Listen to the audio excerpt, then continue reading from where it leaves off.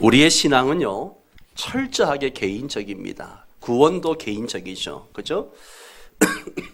예수 그리스도를 통하여 하나님의 자녀가 되고 하늘나라 백성이 되고 구원의 은혜를 누리는 것도 각자의 신앙에 따르는 열매인 것이죠. 우리가 교회라는 공동체 속에서 함께 예배를 드리더라도 무엇보다도 먼저 개인적인 신앙 고백이 있어야 합니다. 각자 개인적인 신앙으로 내가 하나님을 믿습니다. 내가 예수 그리스도를 믿습니다. 라고 고백해야만 하는 것입니다. 우리 한번 로마서 10장 9절 말씀을 같이 읽도록 하겠습니다. 로마서 10장 9절. 네가 만일 네 입으로 예수를 주로 시인하며 또 하나님께서 그를 죽은 자 가운데서 살리신 것을 네 마음에 믿으면 구원을 얻으리라. 아멘. 여기 보면 내가 네 입으로 네 마음에 각자가 믿고 고백해야 구원을 얻는다 라고 말씀을 하고 있습니다. 전도를 하다가 선생님 교회 다니십니까? 예수 믿으십니까? 라고 물으면 대부분 이렇게 대답합니다. 우리 집사람이 교회 다닙니다. 우리 아이들이 어느 교회 열심히 다니고 있습니다. 우리 집안에 누가 목사님이고 형님이 장로님이고 뭐 이런 이야기들을 합니다. 그럼 제가 다시 묻습니다. 선생님께서는 예수를 믿으십니까? 교회 다니십니까? 라고 재차 물으면 그때서야 아이고 제가 바빠가지고요 그렇게 이야기를 하죠. 식구 중에 누가 예수를 믿고 집안 사람들 중에 누가 목사가 있고 장로가 있고 권사가 있다 할지라도 그것으로 구원을 얻는 게 아니에요. 그것으로 구원을 얻는 게 아닙니다. 바로 내가 믿어야 합니다. 아멘입니까?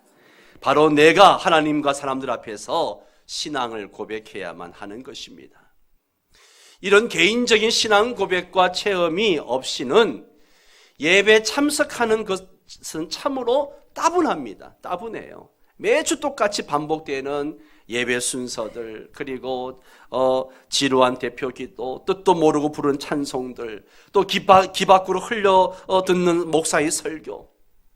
그래서 그런 시간만 되면 달콤한 졸음이 쏟아지기 시작하죠. 예배가 빨리 마치기만 기다려지는 사람이 되고 마는 거예요. 개인적인 신앙 고백이 없으면 어떤 예배 순서도 마음이 와닿지가 않습니다. 어떤 중년 남자가 어머니에게 말합니다. 어머니, 오늘은 정말 교회 가기 싫습니다. 그러니까 어머니가 이야기하죠. 야, 너 교회 가야 된다. 아니요 어머니, 오늘 정말 교회 가기 싫어요. 은혜 없는 목사의 설교도 싫고 장로님들의 기계적인 틀에 박힌 기도도 싫고 찬양대의 무성의한 찬양도 싫고 딱딱한 예배 분위기는 더욱더 싫고. 그러자 어머니께서 말하죠. 아들아, 네가 교회 가야 될 3가지 이유가 있다. 첫째는 오늘은 네 날이 아니고 주의 날이니까 교회 가야 되고, 둘째는 네가 하나님의 복을 주신다고 했으니까 가야 되고, 세 번째는 네가 그 교회 담임 목사니까 교회 가야 된다. 우스갯말로 지어낸 이야기입니다마는 진리에 대한 깨달음과 체험이 없는 신앙생활은 생명력이 없는 종교생활에 지나지 않습니다. 종교생활에 지나지 않아요. 오늘도 많은 사람들이 교회를 다니면서도 이렇게 기쁨도 없고 감격도 없고 능력도 없는 신앙생활을 하고 있습니다. 우리 모두 각자가 복음의 진리를 잘 깨달아야 합니다. 복음을 바로 알고 바로 믿어야 됩니다. 복음의 핵심이 무엇입니까? 교회에서 복음 이야기하는데 복음의 핵심이 뭐예요? 바로 예수 그리스도입니다. 나의 죄 때문에 십자가 죽으시고 사망 권세 이기시고 부활하셔서 부활 성천하셔서 다시 이 땅에 재림주로 심판주로 오시는 그 예수 그리스도, 이것이 복음의 핵심인 것이죠. 오늘은 그 복음의 핵심 가운데 가장 핵심이라고 할 수 있는 십자가에 못 박혀 죽으시고에 대해서 함께 말씀을 나누려고 합니다. 십자가에 못 박혀 죽으시고. 사도신경에서 이 예수님에 대한 고백을 들여다보면 성령으로 잉태되시고 동정녀 마리아에게서 탄생하시고 난 다음에 곧바로 훌쩍 뛰어넘어가 가지고 본디오 빌라도에게 고난을 받으사 십자가에 못 박혀 죽으시고 이렇게 고백을 합니다. 예수님의 33년의 그 생애가 다 생략되어져 있습니다. 예수님의 공생의 3년 동안에 예수님께서 얼마나 많은 사역들을 하셨습니까? 얼마나 많은 말씀들을 가르치시고 이적과 표적을 행하시고 하셨습니까? 그런데 그 내용들을 다 그냥 이 사도신경 신앙 고백에는 쏙 빠져 있습니다. 아마 사도들의 생각에 예수님의 지상생애 가운데 가장 중요한 것은 십자가 사건이기 때문에 사도신경에서는 예수님의 생애에 관한 내용들을 과감하게 생략한 것으로 생각이 되어집니다. 기독교의 궁극적인 관심은 잘 사느냐 못 사느냐 여기에 있지 않습니다. 심지어 정의롭게 사느냐 불의하게 사느냐 여기에도 있지 않습니다. 기독교의 궁극적인 관심은 사느냐 죽느냐, 영원히 사느냐 영원히 죽느냐 여기에 있습니다. 예수님은 이 생명의 문제를 해결해 주시려고 이 땅에 오셨고, 그래서 십자가에 달려 죽으셨습니다. 십자가는 생명을 구원하시는 하나님의 방법이었습니다. 그런데 복음서 기자들은 예수님께서 십자가에 달리시는 장면을 정말 놀라우리만큼 너무나 간략하게 기술하고 있다는 거예요. 누가복음 23장 말씀 보세요. 해골이라 하는 곳에 이르러 거기서 예수를 십자가에 못 박고 두 행악자도 그렇게 하니 하나는 우편에 하나는 좌편에 있더라. 요한복음의 말씀도 보세 같이 읽습니다. 그들이 거기서 예수를 십자가에 못 박을세 다른 두 사람도 그와 함께 좌우편에 못 박으니 예수는 가운데 있더라. 성경은 그저 간략하게 그 중요한 십자가 죽음을 너무나 간략하게 예수를 십자가에 못 박았다. 예수를 십자가에 못 박았다. 이게 전부입니다. 사도신경의 신앙 고백 역시 간결하기 그지없습니다. 십자가에 못 박혀 죽으시고 십자가에 못 박혀 죽으시고 이게 전부입니다. 십자가 형틀은 인간이 고안해낸 사형 형틀 중에 가장 잔인하고 악독한 형틀로 유명합니다. 왜 그런가 하면 어떻게든지 고통을 더 주기 위해서 만들어진 게 십자가 형틀입니다. 인간에게 최고의 고통을 아주 서서히 죽이는 고통을, 죽음을 맛보게 하는 그런 고통을 주는 십자가형입니다. 복음서 기자들은 그 사실만을 기록하고 거기에 대한 일체의 어떤 설명이나 이런 것들을 생략하고 있습니다. 그 이유는 복음서 기자들이 볼 때에 십자가에 대한 설명을 길게 할 필요가 없었기 때문입니다. 그 당시 독자들은 이미 십자가 처형을 너무나 잘 알고 있었습니다. 왜냐하면 그 당시 로마 제국에서 십자가 처형은 흔히 일어나는 일상적인 처형 방법이었기 때문이죠. 역사 문헌에 보면 대규모 십자가 처형의 기록이 굉장히 많이 나오는 것을 봅니다. 그 당시 십자가 처형이 얼마나 일상화되었는지 알 수 있는데요. 알렉산더 대왕이 두로섬을 포위하고 공격한 후에 두로 사람 2,000명을 십자가에 못 박아 죽였습니다. 유다 반란이 일어났을 때 알렉산더 잔네어스는 800명을 십자가에 못 박아 죽였습니다. 아우구스투스는 시실리에서 600명을 십자가에 못 박아 죽였고 하드리아는 단 하루 동안에 500명을 십자가에 못 박아 죽였습니다. 바루스는 예수님께 살아계실 때에 갈릴리에서 일어났던 폭동을 진압하면서 2,000명을 십자가에 못 박아 죽였습니다. 그 당시 독자들은 십자가 처형이 무엇인지 너무나 잘 알고 있는 거예요. 그래서 복음서 기자들은 그 당시 사람들에게 십자가가 어떻게 생긴 것인지 그 고통이 얼마나 심한 것인지 굳이 설명할 필요가 없었다는 것이죠. 이미 너무나도 잘 알고 있었기에 예수께서 십자가에 못 박혀 죽으셨다, 이 한마디로 충분했다는 거죠. 다만 복음서 기자들은 예수님께서 사형 판결을 받으시고 십자가에 달려 돌아가실 때까지 그 과정을 아주 상세하게 기록하고 있습니다. 그것은 십자가형을 받은 죄수들이 일반적으로 거치는 과정과 거의 같은 것이죠. 십자가에 달리시기까지의 과정을 한번 살펴보면요, 먼저 죄수들은 십자가에 달리기 전에 가죽 채찍으로 심한 매를 맞습니다. 예수님도 다른 죄수들보다 더 심한 모욕과 매를 맞는 것을 봅니다. 우리 마태복음 27장 26절에서 31절을 한 절씩 교독합니다. 이에 바라바는 그들에게 놓아주고 예수는 책짓질하고 십자가에 못 박히게 넘겨주니라.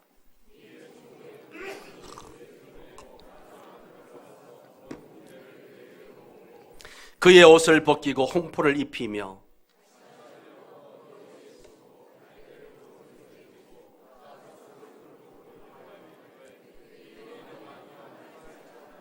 그에게 침 뱉고 갈대를 빼앗아 그의 머리를 치더라.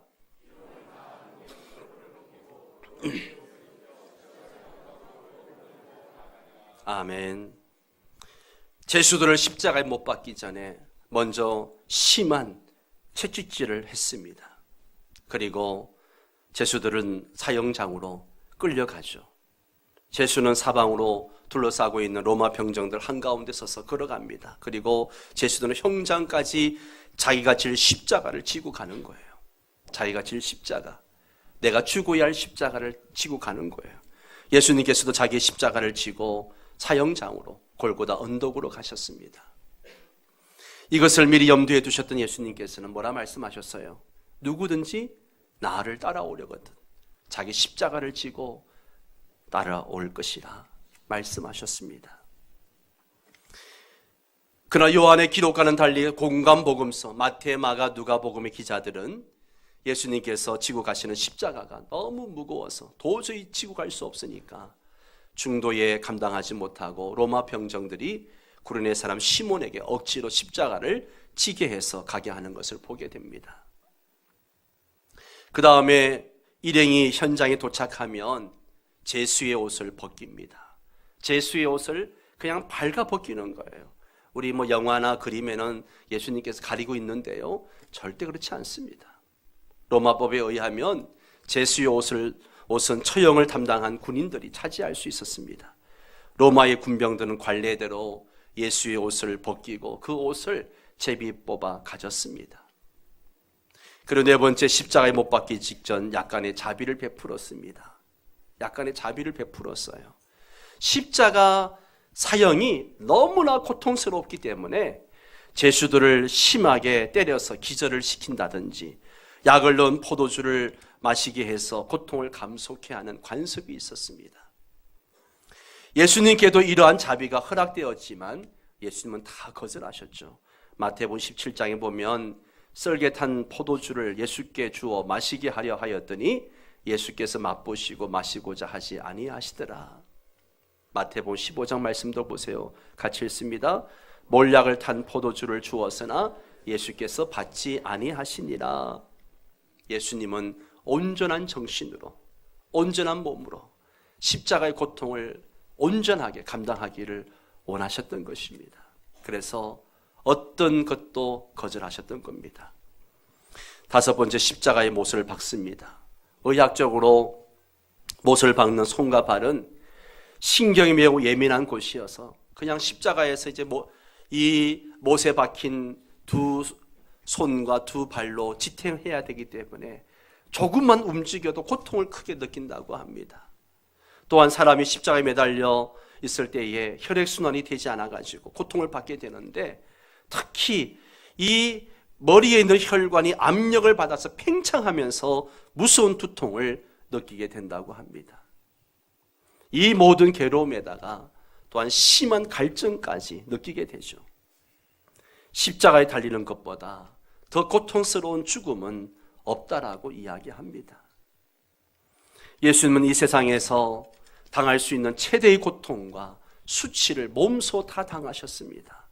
이것이 우리에게는 얼마나 감사한 일인지 모릅니다. 그렇기에 예수님은 인간의 연약함을 잊게 하시고 우리의 변호자가 되어 주실 수가 있는 것입니다. 여섯 번째는 그렇게 십자가에 매달고 난 다음에 예수가 죽었는지 확인하기 위해서 달려있는 그 다리를 부러뜨립니다. 예수님께서 십자가에 달리신 날은 금요일이었죠. 유대인들은 안식일에 시체가 십자가에 매달려 있는 것을 원하지 않았습니다. 그래서 안식일이 오기 전에 빌라도에 가가지고 제수들의 다리를 꺾게 해달라고 이야기합니다. 다리를 꺾는 이유는 빨리 죽게 하기 위해서 꺾는 것이고, 또 죽음을 확인하기 위해서 다리를 꺾습니다. 로마 군병들은 먼저 예수님과 함께 달린 두 강도의 다리를 꺾습니다. 그러나 예수님은 이미 죽으셨기 때문에 다리를 꺾지 아니하고 죽었는지 확인하기 위해서 창으로 옆구리를 찌르니까 옆구리에서 모든 피와 물이 쏟아집니다. 이것은 모두 다 예언을 이루기 위함이죠. 우리 한번 요한복음 19장 말씀을 같이 한 절씩 교독을 합니다. 이 날은 준비일이라. 유대인들은 그 안식일이 큰 날이므로 그 안식일에 시체들을 십자가에 두지 아니하려 하여 빌라도에게 그들의 다리를 꺾어 시체를 치워 달라 하니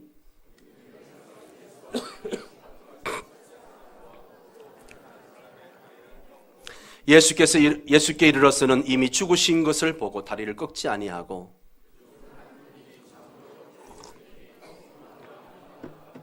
이를 본 자가 증언하였으니 그 증언은 참이라.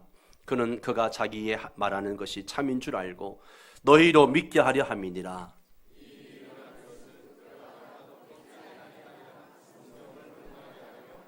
아멘. 우린 여기서 한 가지 질문을 던질 필요가 있습니다.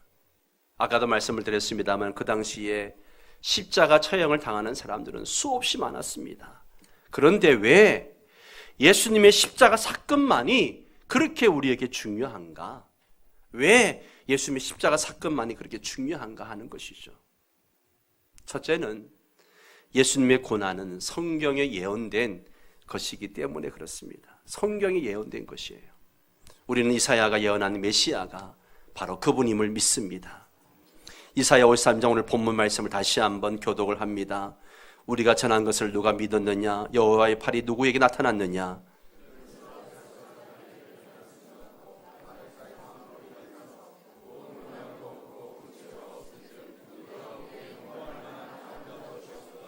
좀 크게 읽습니다. 그는 멸시를 받아 사람들이 버림받았으며 강고를 많이 겪었으며 질고를 아는 자라. 마치 사람들이 그에게서 얼굴을 가리는 것 같이 멸시를 당하였고 우리도 그를 기여기지 아니하였도다.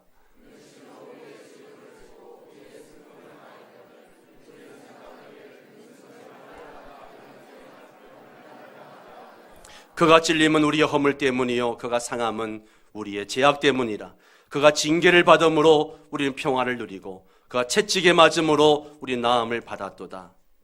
다 양 같아서 그릇 행하여 각기 제 길로 갔거늘 여호와께서는 우리 모두의 죄악을 그에게 담당시키셨도다. 아멘. 이사야는 벌써 오래전에 우리 인간의 죄와 허물을 용서하시기 위해서 이 땅에 하나님의 아들이 대속자로 올 것을 예언을 했습니다. 예언자 이사야가 여기서 말하는 하나님의 종의 정체가 누구인지에 대해서는 유대인들은 수세기 동안 많은 토론을 해왔습니다. 그러나 성경 본문만 가지고는 누구를 두고 하는 말인지 결론을 짓기 어려웠습니다. 제자들과 초대 교인들은 부활하신 주님을 만나고 난 다음에서야 그 이사야가 예언한 하나님의 종이 바로 예수 그리스도라는 사실을 깨닫게 된 것입니다. 그리고 그 예언 안에서 메시아가 죽어야 했던 이유를 찾게 된 것이죠. 세례 요한도 예수님을 보자마자 이렇게 외쳤습니다. 보라! 세상 죄를 지고 가는 하나님의 어린 양이로다. 세상 죄를 지고 가는 하나님의 어린 양이로다. 예수님은 이러한 자신에 대한 예언을 잘 알고 계셨고 또한 스스로도 여러 번 자기가 어떻게 죽어야 할지를 제자들에게 말씀하셨습니다. 유대인들은 예수님의 죽음을 하나의 사소한 일로 그저 정치범의 죽음으로 이해를 했으나 우리는 예수님의 죽음을 그렇게 구약에 수없이 예언한 그 예언의 성취로 믿고 바라봅니다. 두 번째는 예수님의 십자가 사건이 왜 중요한가? 십자가의 죽으심은 자원하셔서 지신 십자가이기 때문에 그렇습니다. 예수님은 얼마든지 십자가를 피할 수가 있었습니다. 그러나 예수님은 피하지 않으셨습니다. 오히려 자원하셨어요. 십자가에서의 죽음은 하나님의 교회가 안에 있었고 예수님께서는 결단하고 그것을 선택한 죽음이죠. 예수님이 십자가에 달리기 전에 제 아들에게 십자가 죽음을 예고할 때에 그 첫 번째 예고에서 베드로에게 하신 말씀을 한번 보십시오. 이때로부터 예수 그리스도께서 자기가 예루살렘에 올라가 장로들과 대제사장들과 서기관들에게 많은 고난을 받고 죽임을 당하고 제3일에 살아나야 할 것을 제 아들에게 비로소 나타내시니 베드로가 예수를 붙들고 항변하여 이르되 주여 그리 마옵소서, 이 일이 결코 주께 미치지 아니하리이다. 예수께서 돌이키시며 베드로에게 이르시되 사탄아 내 뒤로 물러가라. 너는 나를 넘어지게 하는 자로다. 네가 하나님의 일을 생각하지 아니하고 도리어 사람의 일을 생각하는도다. 요한복음 18장 말씀을 한번 같이 읽을까요? 예수께서 베드로더러 이르시되 칼을 칼집에 꽂으라. 아버지께서 주신 잔을 내가 마시지 아니하겠느냐. 예수님에게 있어서 십자가의 죽음은 이미 준비된 죽음이었습니다. 우연도 아니고 돌발적인 사고도 아닙니다. 십자가를 지지 않으려고 이리저리 피하다가 어쩔 수 없어서 마땅한 골목에 다다라서 어쩔 수 없어가지고 지신 십자가가 아니라는 거예요. 그러므로 어떤 이단자들의 주장처럼 예수님의 고난과 죽음은 실패가 아닙니다. 통일교는 예수님이 십자가에 죽은 것은 실패다라고 이야기하죠. 실패가 아니에요. 오히려 십자가는 하나님의 뜻을 온전히 이루는 승리의 표상인 것입니다. 세 번째로 십자가는 하나님의 사랑을 확증하는 것이기 때문에 중요한 것입니다. 로마서 5장 8절 말씀에 우리가 아직 죄인 되었을 때에 그리스도께서 우리를 위하여 죽으심으로 하나님께서 우리에 대한 자기 사랑을 확정하셨느니라. 우리가 죄인 되었을 때, 의인도 아니고 선인도 아니고 죄인 되었을 때, 아니 하나님과 원수 되었을 때에 하나님께서 독생자를 보내주셔서 대신 죽게 하셨다는 겁니다. 이와 같이 예수님의 십자가 사건에는 하나님의 사랑의 계시가 담겨 있는 거예요. 십자가에는 우리의 죄를 용서하시고 우리를 의롭다라고 부르시기 위한 하나님의 사랑이 가득가득 담겨 있는 계시가 되는 겁니다. 아들까지 내어주신 위대한 사랑의 계시이죠. 네 번째로 예수님의 십자가의 죽으심은 대속의 의미를 지니기 때문에 너무너무 중요합니다. 여러분, 오늘 본문 5절 6절 메시아의 죽음의 의미를 잘 표현하고 있는데요, 그가 찔림은 우리의 허물 때문이요 그가 상함은 우리의 죄악 때문이라. 그가 징계를 받음으로 우리는 평화를 누리고 그가 채찍에 맞음으로 우리는 나음을 받았도다. 우리는 다 양 같아서 그릇 행하여 각기 제 길로 갔거늘 여호와께서는 우리 모두의 죄악을 그에게 담당시키셨도다. 여러분, 이 5절 6절 말씀에 우리라는 단어에다가 자기 이름을 넣어서 우리 한번 읽어보도록 하겠습니다. 크게 읽습니다. 그가 찔림은 이난이의 허물 때문이요 그가 상함은 이난이의 죄악 때문이라. 그가 징계를 받음으로 이난은 평안을 누리고 그가 채찍에 맞음으로 이난이는 나음을 받았도다. 이난이는 다 양 같아서 그릇 행하여 각기 제 길로 갔거늘 여호와께서는 이난이의 모두의 죄악을 그에게 담당시키셨도다. 아멘, 아멘, 아멘. 이것이 예수님의 십자가 죽음의 핵심입니다. 예수님의 십자가 죽음의 핵심이에요. 예수 그리스도의 십자가의 죽음은 하나의 속죄 제사 행위였습니다. 구약 시대에 내가 죄를 지으면 내 대신에 양이나 소를, 송아지나 짐승을 잡아서 제사를 드린 것처럼 이 십자가 사건은 바로 속죄 제사 행위였습니다. 예수님의 고백을 들어보십시오. 인자가 온 것은 섬김을 받으려 함이 아니라 도리어 섬기려 하고 자기 목숨을 많은 사람의 무엇으로 대속물로 주려 함이니라. 대속물로 주려 함이니라. 예. 예수님께서 마지막 만찬에서 이것은 죄를 사하여 주려고 많은 사람을 위하여 흘리는 바 곧 언약의 피니라. 사도 바울은 갈라디아서 1장 4절 5절에서 이렇게 말씀하십니다. 그리스도께서 하나님 곧 우리 아버지의 뜻을 따라 이 악한 세대에서 우리를 어떻게 하시려고? 건지시려고 우리 죄를 어떻게 해요? 대속하기 위하여 어떻게 하셨어요? 자기 몸을 주셨으니 영광이 그에게 세세토록 있을지어다. 아멘. 우리를 이 악한 세대에서 건지시기 위해서, 우리의 모든 죄를 대속하시기 위해서 자기 몸을 주셨다는 거예요. 어디에? 십자가에 속죄 제물로 주셨다는 것이죠. 예수님의 십자가 죽음을 대속의 관점에서 잘 설명해 준 책이 바로 히브리서입니다. 히브리서는 예수님의 죽음이 대속 제물이었음을 강조하고 있죠. 히브리서가 이해하는 예수는 한마디로 속죄 제물이신 예수입니다. 히브리서 기자는 갈보리 언덕을 하나의 성전으로, 그 중에서도 지성소로 생각하고 있습니다. 그래서 갈보리 언덕에서 십자가에 달려 돌아가시는 예수님을 제단에 바쳐진 제물로 이해를 했습니다. 우리의 죄를 대신 속죄하기 위하여 성전에 바쳐지는 제물인 이 어린 양으로 예수님을 본 것이죠. 그래서 뭐라고 이야기합니까? 피 흘림이 없은즉 사함이 없느니라. 피 흘림이 없은즉 사함이 없느니라. 대속의 죽음이 없이는 죄인이 살 수 있는 길이 없음을 분명히 말씀해 주고 있습니다. 예수님은 우리의 죄 때문에 십자가에 죽으셨습니다. 십자가는 우리와 하나님 사이에 막힌 담을 허물었습니다. 사도 바울은 이렇게 말했습니다. 에베소 2장 12절에서 18절까지 또 한 절씩 교독합니다. 그때 너희는 그리스도 밖에 있었고 이스라엘 나라 밖에 사람이라. 약속의 언약들에 대하여는 외인이요 세상에선 소망이 없고 하나님도 없는 자이더니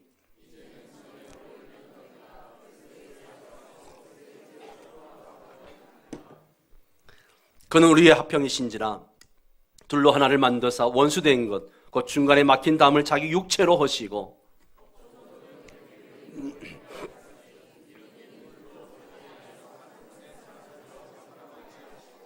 또 십자가로 이 둘을 한 몸으로 하나님과 화목하게 하려 하심이라.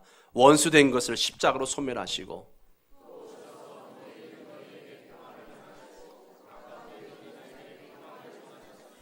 같이 읽습니다. 이는 그로 말미암아 우리 둘이 한 성령 안에서 아버지께 나아감을 얻게 하려 하심이라. 아멘. 너희가 그리스도 안에서 예수의 피로 가까워졌느니라. 자기 육체로 모든 담을 허셨다. 십자가로 이 둘을 한 몸 되게 하셨다. 하나님과 화목되게 하셨다는 거예요. 사랑하는 성도 여러분, 중요한 것은 2000년 전에 예수님의 십자가 사건이 지금 오늘 나와 무슨 관계가 있느냐는 거예요. 나와 무슨 관계가 있느냐는 거예요. 십자가의 보혈의 피가 나의 죄를 용서하고 나를 구원할 줄 내가 믿느냐 하는 것입니다. 이게 너무너무 중요합니다. 십자가에 못 박혀 죽으시고 이 고백을 할 때마다 우린 적어도 두 가지를 생각해야 됩니다. 두 가지를 생각해야 됩니다. 오늘 설교 앞에 건 다 잊어버려도 이 두 가지는 꼭 여러분 기억하셔야 됩니다. 첫째는 우리 자신의 죄를 생각해야 됩니다. 나의 죄를 생각해야 돼요. 우리는 십자가를 바라볼 때마다 혹은 십자가에 대한 고백을 할 때마다 하나님의 아들을 죽게 할 정도로 뿌리 깊은 인간의 죄를 생각해야 하고 그 죄가 나에게도 있음을 내가 인정해야 됩니다. 인정해야 돼요. 십자가는 우리의 죄성을 고발하는 찌르는 칼입니다. 십자가를 제대로 보는 사람이라면 너는 죄인이다. 너의 죄를 인정해라. 이 음성을 듣게 됩니다. 그 사실을 인정하는 것은 자존심 상하는 일이지만 알고 보면 자신의 죄성을 인정하는 것이 진정한 자존감을 얻는 길입니다. 그 사실을 인정하는 것은 기분 나쁜 일이지만 알고 보면 자신의 죄성을 인정하는 것이야말로 정말 기쁨을 얻는 길이죠. 여러분, 환자가 의사를 찾아갔어요. 의사가 나보고 암이래요. 되게 기분 나빠요. 그죠? 기분 나쁜다고 그냥 나올래요? 예? 암이라고 이 양반 진짜 기분 나쁘게 만드네. 그리고 나올 겁니까? 어떻게 해야 돼요? 치료받아야죠. 그게 살 길인데요. 그게 살 길인데요. 치료받아야죠, 여러분. 예. 여러분, 우리는 다시 한번 이 예수님의 십자가가 내 죄 때문임을 내가 생각해야 됩니다. 찬송 오늘 우리 예배 중에 불렀던 143장의 첫 절 가사가 이렇습니다. 웬 말인가 날 위하여. 그 다음에 뭐예요? 주 돌아가셨으나 뭐 같은? 기분 나빠요? 어떤 성도가 교회를 처음 갔는데 그날따라 이 찬송을 부르더라는 거예요. 오늘 뭐 교회 처음 오신 분들 죄송하지만 이 벌레 같은 날 위에 하는데 도저히 기분 나쁘더라는 거죠. 예. 한 번도 벌레 같다고 생각해 본 적이 없는데 벌레 같다고 하니까 기분 나쁘더라는 거예요. 예. 여러분 어떻습니까? 여러분은 이 찬송가를 부르면서 아멘 그렇습니다 그렇게 인정할 마음이 있습니까? 하나님의 아들을 십자가에 죽게 한 죄인이 바로 나라고 하는 사실을 인정할 때 주님 저는 벌레만도 못합니다. 저는 벌레만도 못합니다. 고백하게 됩니다. 그런데 여러분 그렇게 고백할 때 거기서부터 구원의 역사가 이루어집니다. 두 번째는 주님께서 십자가에 달려 돌아가셨다고 고백할 때에 그것이 바로 나를 위한 죽음이었다는 사실을 인정해야 됩니다. 나를 위한 죽음이었다. 나를 위한 죽음이었다. 인정해야 돼요. 십자가 안에서 나를 위한 하나님의 사랑과 자비와 용서와 은혜를 발견해야 됩니다. 예수님께서 모든 인류의 죄를 위해 십자가에 달려 죽으셨다고 말하는 것만으로는 부족합니다. 바로 나를 위해 죽으셨다. 나 때문에 죽으셨다. 고백이 있어야 됩니다. 머리로 하는 고백이 아니라 마음으로 하는 고백이어야 합니다. 이 고백이 우리를 다시 살게 합니다. 이 고백이 저와 여러분을 살게 하는 거예요. 십자가의 도가 멸망하는 자들에게는 미련한 것이요 구원을 받는 우리에게는 하나님의 능력이라. 말씀을 맺겠습니다. 성도 여러분, 우리는 모두 그리스도의 십자가의 사랑이 아니었으면 영원히 지옥에 가야 될 그런 죄인들이었습니다. 십자가 보혈의 피로 이제 새 삶을 얻었습니다. 그러면 어떻게 살아야 합니까? 방탕하게 방종하며 살아서는 안 됩니다. 오직 십자가만 자랑해야 합니다. 내가 너희 중에서 예수 그리스도와 그가 십자가에 못 박히신 것 외에는 아무것도 알지 아니하기로 작정하였습니다. 나를 십자가에 못 박고 이제는 나에게 주어진 십자가의 길을 걸어가야 합니다. 예수님이 이 벌레만도 못한 나를 위해서 나의 죄 때문에 십자가에 못 박혀 죽으셨습니다. 우리 다 함께 일어나셔서 찬송가 143장 웬 말인가 날 위하여 함께 찬양하도록 하겠습니다.